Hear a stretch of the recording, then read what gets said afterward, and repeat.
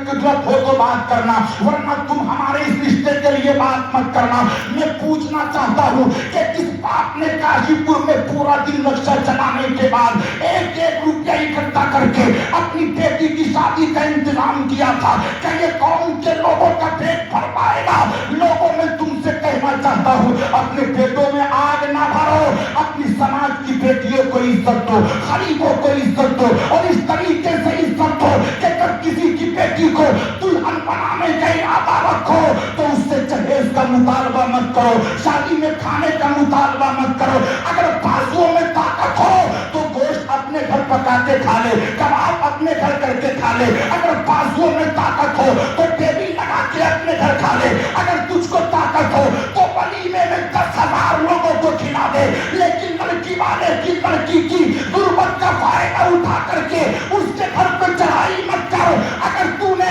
یہ ساری عادتوں کو چھوڑ دیا تو یاد رکھ تجھ سے تیرا نبی راضی ہو جائے گا، اور جب نبی راضی ہوا تو تجھ سے تیرا خدا راضی ہو جائے گا، اور جب خدا راضی ہو گیا تو اللہ تجھ کو جنت عطا فرمائے گا۔ بے شک سبحان اللہ۔ کیسے حالات ہیں، کیسے حالات، ابھی بتاؤں گا ان علماء کی فضیلت اور علم کی فضیلت کی۔ آج جو اندھیرا ہے نا سارا، یہ سارے کا سارا اندھیرا علم سے دوری کی وجہ سے، صحیح بتا رہا ہوں میں آپ سے، علم کی دوری کی وجہ سے۔ آپ مدرسے سے دور ہو گئے، آپ مسجدوں سے دور ہو گئے، صحیح، آپ ان علماء کے پاس آپ نے بیٹھنا چھوڑ دیا۔ آپ نے علماء کو تو نہ جانے کون سی مخلوق سمجھ لیا ہے نا، ان کے ساتھ ہم بیٹھیں گے نہیں، اگر یہ گزریں گے تو ان کو ہم سلام نہیں کریں گے، نہ جانے کون سی مخلوق ہے یہ تو ہم کو ڈانٹتے، یہ تو ہم کو منع کرتے، شادیوں میں مہندی لگانے کو منع کرتے، ہلدی کی رسم کو منع کرتے، جوتیاں چلانے کو منع کرتے، جوتیاں چلانے کو، اور جب بارات میں دولہا 3 4 یا 10 15 ساتھیوں کو لے کر کے لڑکی کے گھر پہ آتے ہیں تو عالم یہ ہے آج میری قوم کی جوان بیٹیاں، جوان، دل پہ احساس ہوتا ہے یار،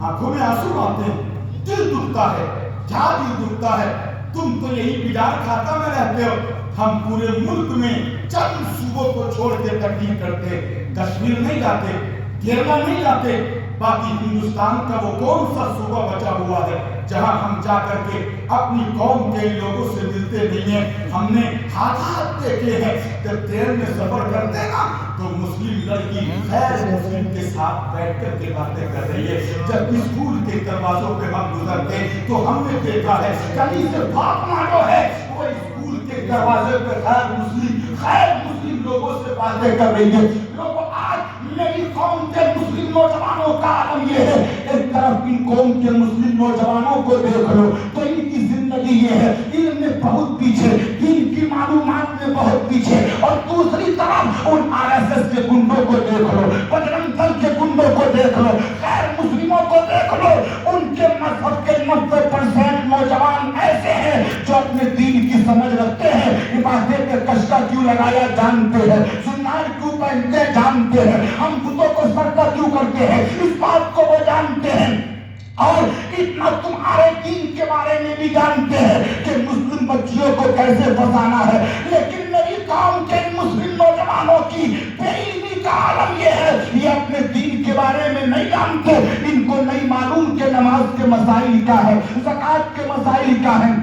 روزے کے مسائل کیا ہے، پڑوسیوں کے احترام کے مسائل کیا ہے، بیوی کے ساتھ حسن سلوک کا معاملہ کیا ہے، بچیوں کی پرورش کا معاملہ کیا ہے۔ نبی کے قولین کا کلمہ پڑھنے والوں، میں اپنی قوم کے ان نوجوانوں سے گزارش کرنا چاہتا ہوں کہ جو وقت تمہارا بچ جائے گھر میں موبائل دیکھ کے وقت کو نہ گزارو، مدرسے میں آ جاؤ یا مسجد کے امام کے پاس بیٹھ جاؤ۔ اللہ کی عزت کی قسم، اگر تم نے عزت دین کے چند مسئلے سیکھ لیے تو اللہ تمہارے گھروں پہ برکتیں عطا فرمائے گا۔ دیکھو تفسیر کبیر ہے، جلد نمبر 1 اور صفحہ نمبر 406، تفسیر کبیر۔ مصطفیٰ کے صحابی ہیں، آگے نبی کی بارگاہ میں بیٹھے ہیں، نبی کے چہرے کو دیکھ رہے ہیں، سبحان اللہ، کس کے چہرے کو؟ نبی کے۔ جو چیز اچھی ہوتی ہے نا تو ٹپ ٹپی باندھ کے دیکھی جاتی ہے نا، پلٹ پلٹ کے دیکھی جاتی ہے کوئی کونین میں جو مصطفیٰ سے زیادہ اچھا ہو؟ ارے بولو ہے کوئی